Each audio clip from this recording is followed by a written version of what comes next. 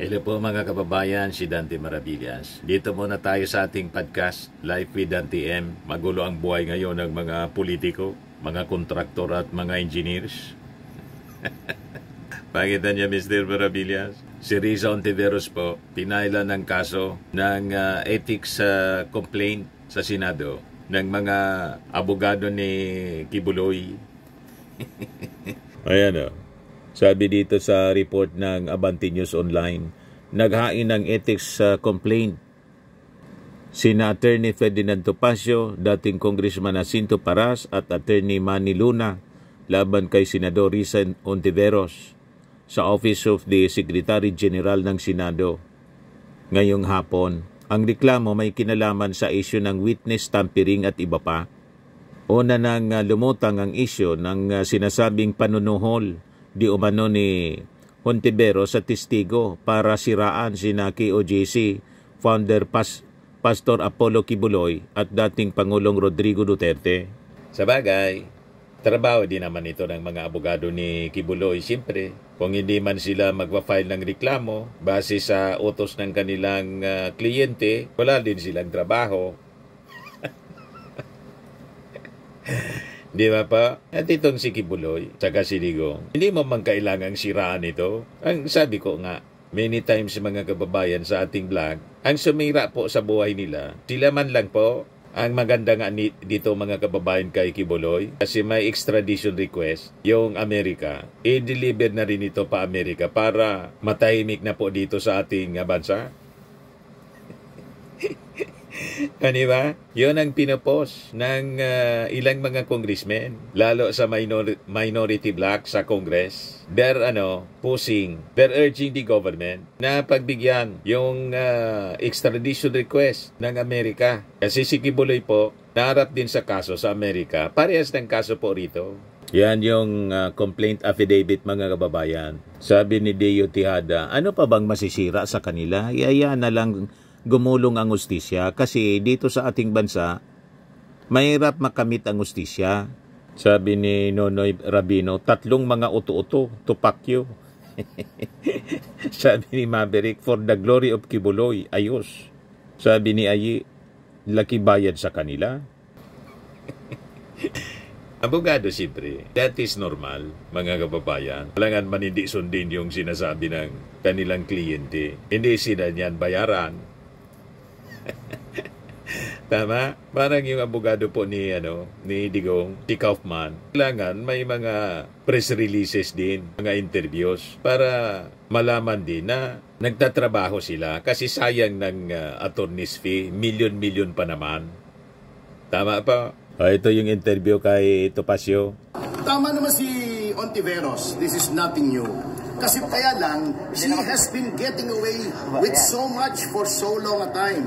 Nag-umpisa pa partner, di ba yung kay Kian? Yes. Na kinuha niya yung mga witnesses, nagpatulong sa amin yung magulang para kunin yung mga minor na kinuha ni Senator Ontiveros. Pangalawa sa Farmally. Nag-testify, may affidavit yung mga witnesses sa Farmally na binayaran daw sila para mag-testify falsely against Farmally executives. Pangatlo, yun na ngang kay Murillo. So pattern na po ito eh. Someone has to tell her, stop, hindi na tama ito. Especially, di ba, nung congresswoman siya, di ba, may allegations din doon sa Corona impeachment that she fabricated evidence. Hindi po pwedeng ang isang miyembro ng upper chamber ay nag-iimbento ng ebidensya. Ngayon, may latest na naman siya. Nag-cite siya ng jurisprudence. Mali naman pala. We cannot allow this to continue. Yun lang naman po. Attorney, itong lahat na sinabi niyo, Kian, Murillo, lahat to kasama sa complaint. Yes. At saka itong sa yung kay Kian, that was in 2017. Kinukup niya yung mga bata na possible witnesses. In fact, we wanted to bring her to justice. Nag-file kami ng kaso. Attorney Malyari, Attorney Ifurong, and myself, we filed a case against her for kidnapping of minor sa ombudsman. Pero we felt that there was an injustice dahil after we have filed the case, wala na, parang bula na lang. Tapos itong 2 weeks ago, pumunta ako doon, na-dismiss na pala. Hindi ko natanggap yung papeles. Wala akong kopya ng kanyang supposed to be answer sa complaint, counter affidavit. And walang ano. So, we are now reiterating our complaint for kidnapping of minor and other obstruction of justice, so that the Senate Ethics Committee can provide an investigation to the veracity of all these allegations. Sir, isa na lang po. You want Senator Hontiveros to be expelled, suspended? Ano pong gusto? Well, that is up to the Ethics Committee, no? Sa mga members ng Ethics Committee, if she's found answerable, then syempre may accountability yan. And it's up for the Senate members to provide the proper penalty for such an offense if she is found guilty for committing such offenses. May idadagdag lang ako, no? So yun mga kababayan, ethics complaint laban kay Risa Hontiveros. Maniwala pa ko sa inyo kung noong nagpadungaw ng ibong adar na si Robin Padilla, dinala ninyo ng ethics complaint. Kaya lang, barkada ninyo, kalyado ninyo. Kaya tahimik lang kayo. Naalala pa ninyo yon, mga kababayan, yun si Robin Padilla, nagpadungaw ng ibong adar na. Yan talaga, question of ethics yun. Walang ginawa. Kahit yung mga kasamang senador, wala man lang kuminto. Di ba? O ngayon, si Risa Hontiveros, sumagot na rin po dito sa reklamo laban sa kanya. Yan Ang sabi ni Risa, mga recycled man lang itong reklamo. Recycled harassment man lang niya ito laban sa kanya. Pakinggan po natin. Recycled lies, harassment, ano pa nga ba? Ako naman ay buong loob kong haharapin yung complaint nila once na mabasa. Kung sinasabihin na, ano ba yung track record nila? Laging may nasa likod din. So you're not bothered? Bothered in the sense na ang dami-daming trabaho ginagawa dito sa Senate. May mga drama pa dyan. Pero sige lang, di po kami magpapadistract dyan. Basta pagka-file nila, babasahin namin ang complaint at haharapin namin ang buko. Ready mga kababayan, si Risa Hontiveros na harapin. Sanay sa mga ganyan si Risa Hontiveros.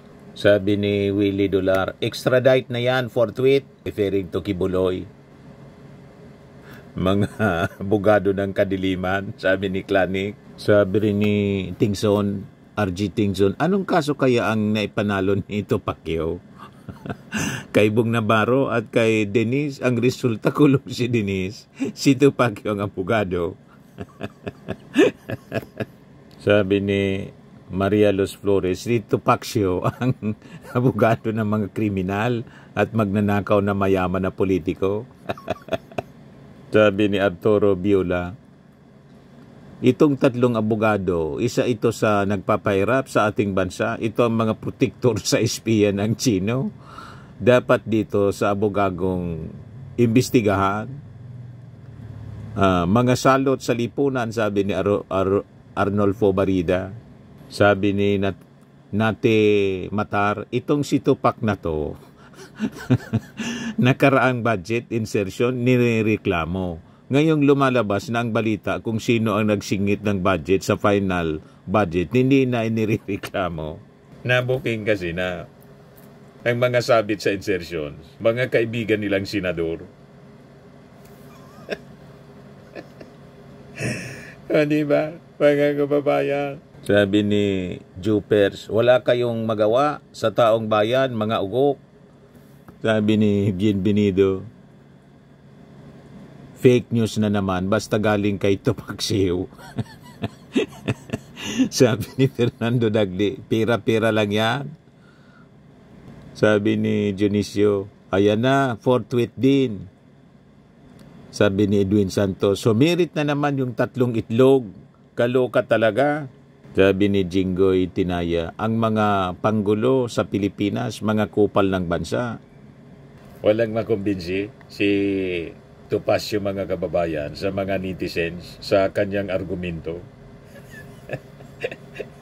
You see? Anyway, yan lang po ang ating short video ngayon. Atid sa inyo ito ng ating napakagandang product. I am Worldwide Amazing Pure Organic Barley Powdered Drink Mix from Australia. Kung gusto ninyo mag-try nito, mag-message na lang po kayo sa akin. Lalo yung mga gustong mag-negosyo. Lagi ninyong tatandaan mga kababayan sa buhay, you become what you believe. Ako po si Dante Maravillas. Bye-bye. God bless.